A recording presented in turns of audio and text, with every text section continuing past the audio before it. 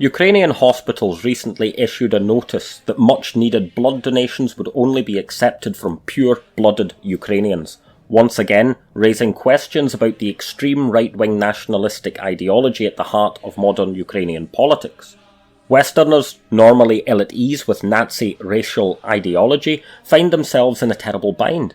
Acknowledging Ukraine's real problem with the far right puts them at odds with the new official Western state narrative that Ukraine is a wholly innocent victim of unprovoked Russian aggression.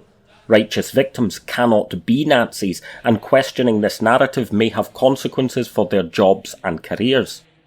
This imposed dissonance forces many in the West to work amazing feats of cognitive gymnastics in order to make their support for Ukraine and NATO's proxy war against Russia more palatable. This is what produces questions like this.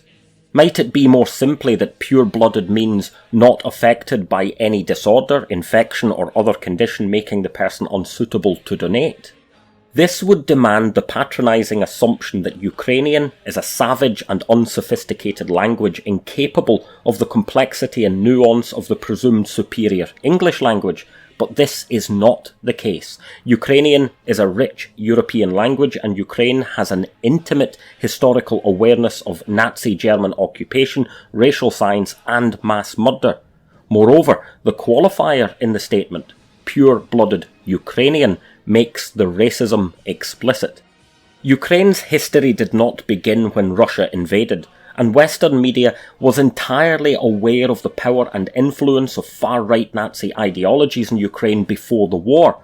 This was routinely covered by the Atlantic Council, the BBC and The Guardian until these details became too dangerous for the Washington-led NATO objectives. But the far-right problems they reported never disappeared when Russia invaded.